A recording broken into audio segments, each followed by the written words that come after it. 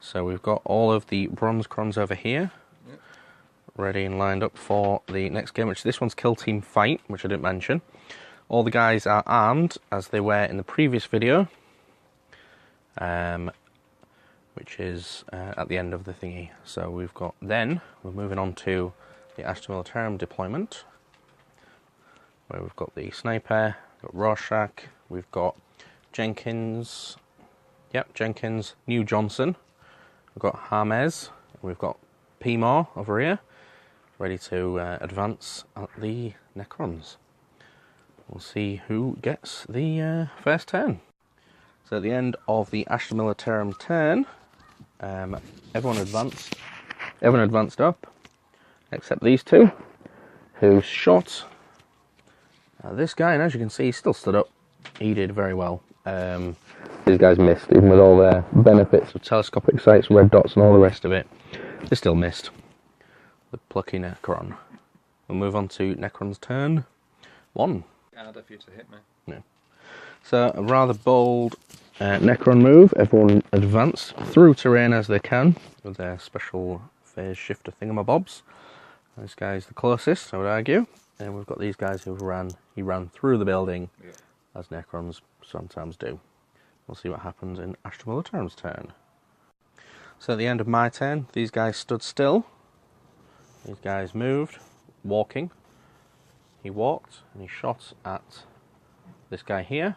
Did do nothing after. Sorry, I'm doing this out of sync. It was actually Hermes who overcharged and got him down with a flesh wound. Was it a flesh wound, James? Or was it just down? It was just down, ignore me. This guy took a flesh wound, he actually did, from the sniper rifle, who ran out of ammo, like a champion, one-shot wonder. So, we will,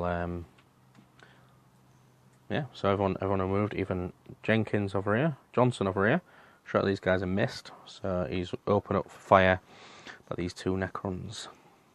Turn 2.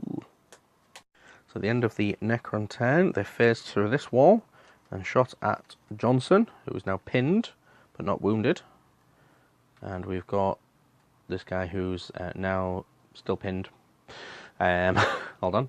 These guys shot at Moore, and he is now down, but he didn't fall, he passed the initiative test. And then that's basically it, isn't it? So it's now the start of the Astra Militarum. 10-3, possibly. 10-3, we'll call it 10-3. So at the end of my turn, the Astra Militarum sniper with no bullets decided to advance, run even. Johnson is still down. I'll get him back up at the end of this turn. Careful. Johnson back up. I will indeed. And there we have Rorschach, who took a shot, did nothing.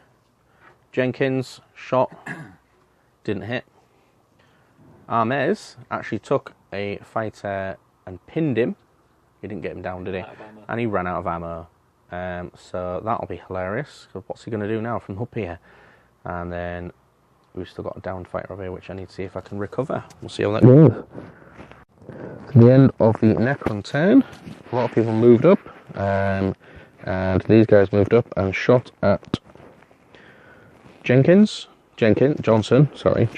And this front warrior took an ammo roll and failed it, so he's now out of ammo. Jenkins is pinned. Johnson is pinned.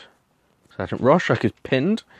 This guy's just moved, that's all. And Moore is still down, being shot at by these guys. So we'll see what the Astra Militarum do now. So at the end of my turn, there was a combat between this Proxy Necron Immortal Anointed, the leader, versus Hermes. And as you can tell, he was taken out, even though I charged him. And then he moved up 2 inches towards Jenkins, who is laying on the floor, comatose at the minute.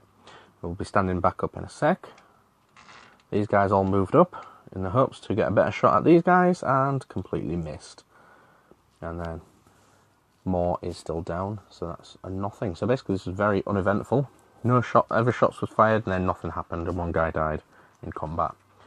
So we will have to go on to James's turn and see what happens. So this warrior with a flesh wound decided to take a shot at Jenkins and absolutely took him out with his sniper shot.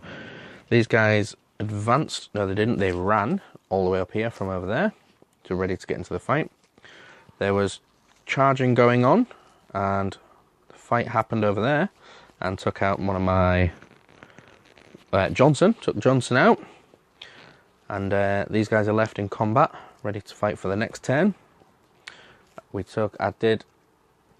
So basically all I've got now left is I've got 2 fighters, so I'm going to actively choose to fail the bottle test in hopes that I might not lose these guys too, because I believe if I go under 3 and if all these guys die properly, then I'll lose anyway and that'll be my team dead. So we'll see how, after advancing and all the rest of it. So James killed more than 3, or 3 times as many as he took, which he took none. The Necrons absolutely destroyed the guardsmen. So he'll get an additional Prometheum in addition to the D3, which was a woohoo from James. So we'll see at the end how that fared and if the game carries on possibly ever again. So how it ended was James was the winner. I lost. Basically, if we play next time and I choose to not allow it, my special weapons operative, my plasma gunner, was captured. So we'll be playing the ambush unless I decide to give him the miss. The way it boiled down to is James is currently on 5 Prometheum to my 2. James has got a plus 100 to his next rearm and all the rest of it, so he's got 200 points spend. He got an his leader got the doesn't suffer -1 to hit if moving and stuff, blah blah blah.